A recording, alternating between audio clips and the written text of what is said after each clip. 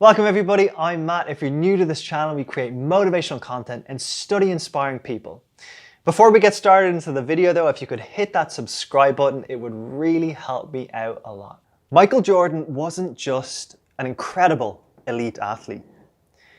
Many people would say that he was the greatest basketball player of all time. But he was also an extremely charismatic individual. His personality on and off the court was larger than life, and it was this personal magnetism mixed with his basketball skills that propelled him to being one of the most famous athletes on the planet at one point. In this video, we're going to break down 4 key traits that contributed to Michael having such powerful charisma. So if we choose to, we can incorporate it into our own lives. The first quality that Michael Jordan displays that makes him so charismatic is his confidence. Confidence is a magnetic quality. We are drawn to it. And studies have shown that when someone acts confident, others give more weight to what they're saying. And Michael's self-belief appears utterly unshakable. We see examples of this in the basketball court every time he played. However, this confidence was clear to see off the court too. Just take a look at this interaction he has with the then President of the United States, Barack Obama. Michael J. Jordan.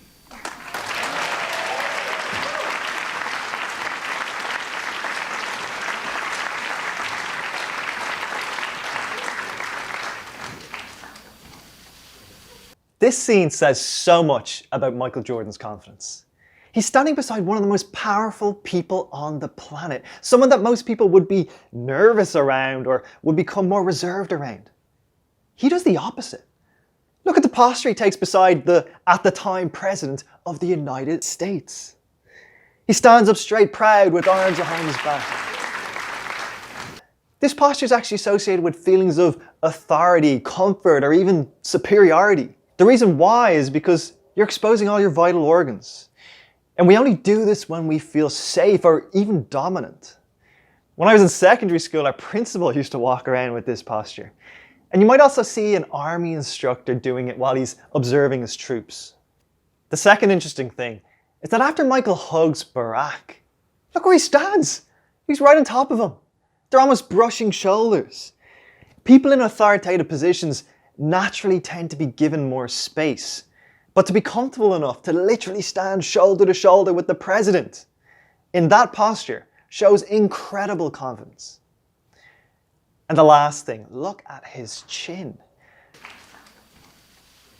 You need to hold your chin up to appear more confident. Yeah, that's true. But look how high he lifts it. It's almost like he's sizing up the competition. This could be a product of Michael's extreme competitiveness that he even does it to the president. This can also be seen as being condescending, as it makes you literally look down on someone as they're speaking. Barack actually smiles at him, and you see Michael look down after and then move to a neutral chin position, which signifies a neutral attitude. But then after all this, we see him break into a big laugh, and we realize that he was just joking around.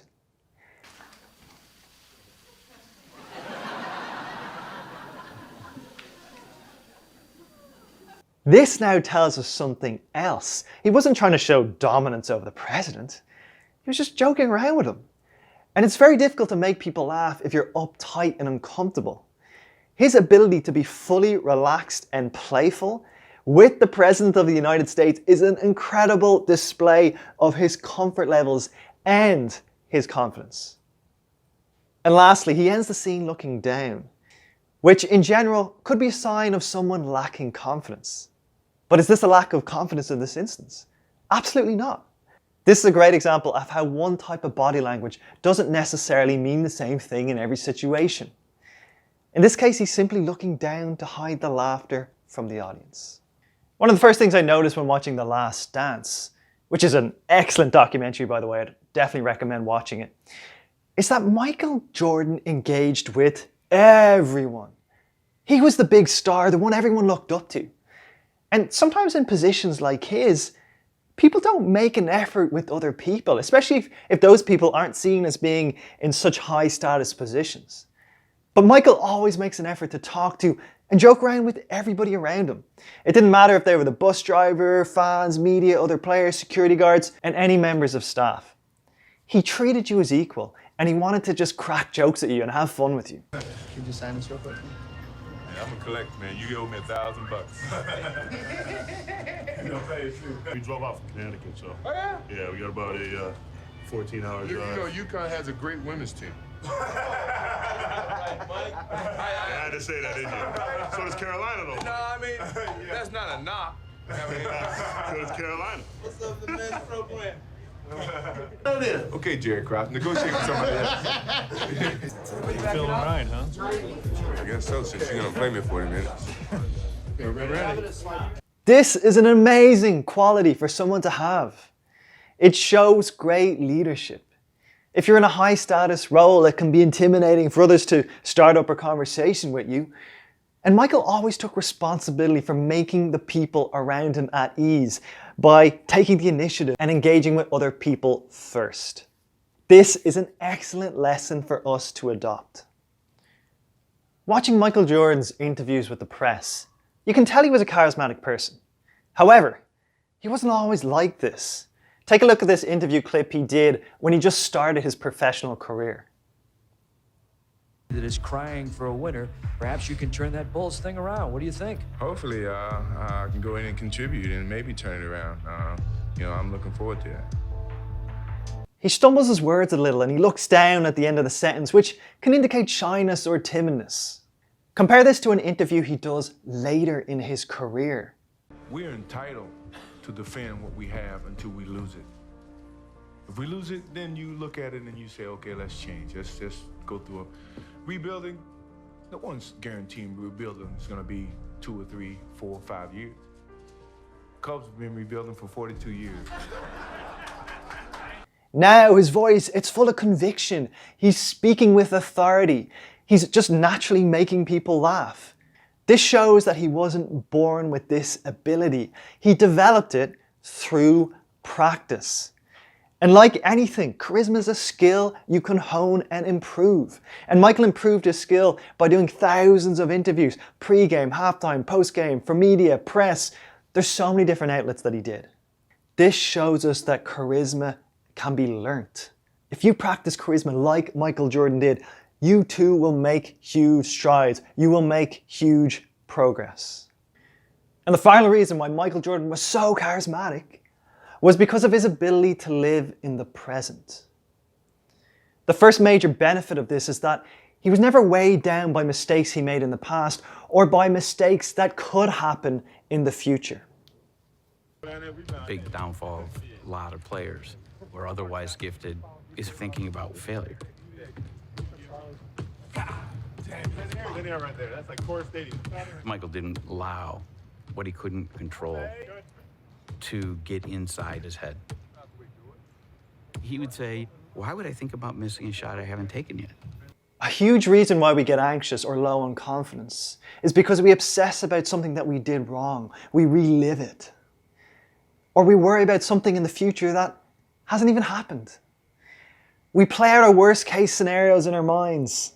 And the truth is that this would make anybody anxious. But we all have the power to control our thought patterns.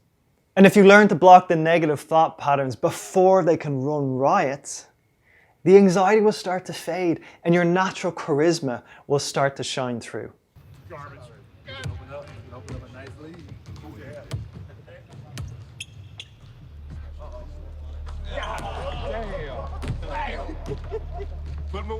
The second major benefit of being present is that it gave him an unhuman resilience to stressful situations. This meant that when the pressure was on and others were overwhelmed, he was relaxed. He was joking around. He was just enjoying the moment. Watch him here before a critical playoff finals game. People go and sit in ashrams for 20 years in India, trying to be present. Do yoga, meditate, trying to get here now. What you listening to? What are you listening to? Huh? What are you listening to? Kenny Lattimore. Brand new. Not even out yet. He's a friend of mine, you know. One surefire thing that's going to lock up your charisma is being overwhelmed or being stressed out. It's a lot harder to be talkative, to tell jokes, or to laugh when you're very high strung. Michael's ability to stay in the present, no matter the situation, meant that he could always be the best version of himself that he could be, without being weighed down by expectation. It allowed him to be his most charismatic, his most magnetic self in situations when most people would armor up and become more reserved. Yes, no, maybe, whatever. His gift was not that he could jump high, run fast, shoot a basketball. Yes. Can I walk in peace? Go ahead. Yeah, go.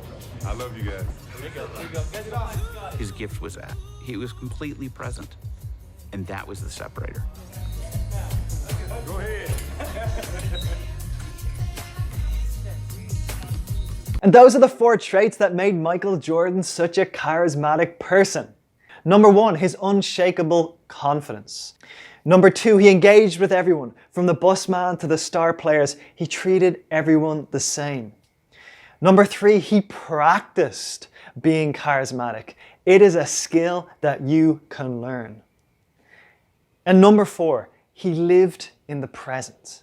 He wasn't weighed down by mistakes he made in the past or mistakes that might happen in the future. If you choose to incorporate some of these qualities into your own life, you can start to develop the same magnetic charisma that Michael Jordan had. I hope you enjoyed the video. If you did, it would really help me out so much if you could hit the subscribe button. Check out some of the other videos that'll be popping up on the right hand side here. And finally, if there's any topics, YouTubers, YouTube channels you'd like to see me cover, let me know in the comments below. That's it for me, guys. Thank you for joining me. I'm Matt. We'll see you next time.